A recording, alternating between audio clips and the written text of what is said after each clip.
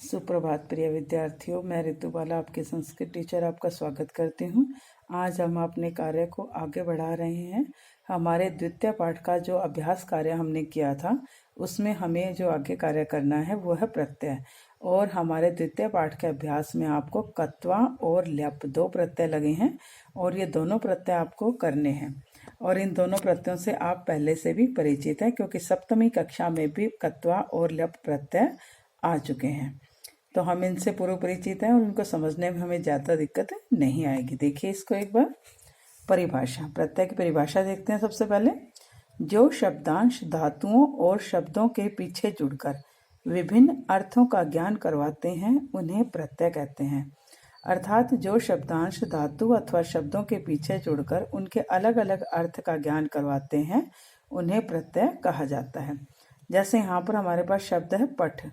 पठ में हमने कत्वा प्रत्यय लगाया तो ये शब्द बना है पठित्वा और इसका अर्थ है पढ़कर। और अगर हम पठ को देखते हैं, इसका अलग से इसका अर्थ निकालते हैं तो पठ का अर्थ होता है पढ़ना और पठ का अर्थ पढ़ना है, परंतु इसमें जब कत्वा प्रत्यय जुड़ा है तो ये बन गया है पठित्वा यानी पढ़ कर। तो इसका अर्थ में जो है बदलाव आया है। अब देखते हैं हम प्रत्यय के प्रकार। प्रत्यय तीन प्रकार के होते हैं। पहला है कृत प्रत्यय, दूसरा त्वद्धित प्रत्यय, तीसरा स्त्री प्रत्यय। और हमारे जो पाठ्यक्रम है उसमें कृत प्रत्यय ही लगे हैं और हमें कृत प्रत्यय को ही करना है। कृत प्रत्यय में देखिए, इसका कृत प्रत्यय की परिभाषा देखिए। धातुओं से संज्ञा, विशेषण और क्रिया विशेषण बनाने के लिए जो प्रत्यय जोड़े जाते हैं उन्हें कृत प्रत्यय कहते हैं। अर्थात धातुओं से संज्ञा शब्द बनाने के लिए, धातु का अर्थ होता है क्रिया, तो एक तरह से क्रिया से संज्ञा शब्द बनाने के लिए, विशेषण बनाने के लिए और उसे क्रिया विशेषण बनाने के लिए जिन प्रत्ययों का हम प्रयोग करते हैं उन्हें कृत प्रत्यय कहते हैं। अब कृत प्रत्यय कौन कौन से हैं वो देखिए। कत्वा, तुमुन और ल्यप, ये तीनों कृत प्रत्यय के अंतर्गत आते हैं और ये तीनों ही प्रत्यय आप अपने सप्तमी कक्षा में कर चुके हैं। और आज इस द्वितीय पाठ का अभ्यास में हमने कत्वा और ल्यप प्रत्यय करना है। अब कत्वा प्रत्यय की परिभाषा देखिए। कत्वा प्रत्यय का प्रयोग कर के अर्थ में होता है, जैसे हमने यहाँ भी किया था, पठ प्लस में कत्वा पठित्वा, पढ़कर, पढ़ करके, ठीक है। तो इसका प्रयोग जो है कर के अर्थ में होता है और यह पूर्वकालिक क्रिया का बोध कराता है। पूर्वकालिक क्रिया का अर्थ यहाँ पर है कि जो क्रिया हो चुकी है यानी पूर्व में हो चुकी है उस क्रिया के लिए यह प्रत्यय प्रयोग किया जाता है। इसका उदाहरण देखेंगे आप। छात्र पठित्वा गृहं गच्छति, छात्र पढ़कर घर गच्छति यानी कि जाता है, छात्र पढ़कर घर जाता है, ठीक है।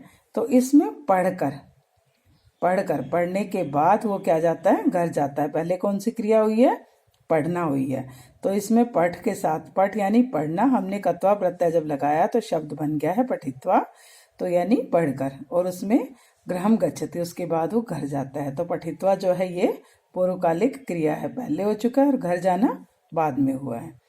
अब आपको इसको किस प्रकार से अपनी गृह कार्य कॉपी में करना है ये मैं आपको बताती हूँ। देखिए यहाँ पर हमने एक तालिका बनाएंगे जिसमें हमने क्या डालना है, ऊपर धातु और प्रत्यय, धातु जमा प्रत्यय, कौन सी धातु है और उसके साथ हमने कौन सा प्रत्यय लगाया है, इसमें ये तालिका होगी। और इन दोनों को मिलाकर, धातु और प्रत्यय को मिलाकर क्या शब्द बनता है यानी कि पद, क्या पद बनेगा वो लिखना है हमने यहाँ पर, और उसका क्या अर्थ है ताकि हमें उसको समझने में किसी प्रकार की कोई समस्या ना हो।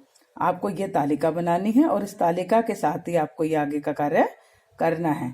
देखिए मैं एक तो आपको शब्द बताती हूँ, उसके बाद बाकी का कार्य आपको देखकर करना है। क्री जमा कत्वा, इसका अर्थ होता है कृत्वा, कृत्वा का अर्थ है करके। और तप जमा कत्वा, इसका अर्थ होता है तपत्वा यानी कि तप कर। दा जमा कत्वा, इसका अर्थ होता है दत्वा यानी कि देकर। इस प्रकार से बेटा आपको सारा कार्य अपना आगे का करना है और अगर किसी प्रकार की कोई समस्या है तो हर बार की तरह आप मुझसे संपर्क कर सकते हैं। और अपने इस कार्य को अच्छे से आपको याद भी करना है, समझना भी है और अपनी गृह कार्य कॉपी में साफ और सुंदर लिखाई में आपको लिखना है। आपका दिन शुभ हो। धन्यवाद।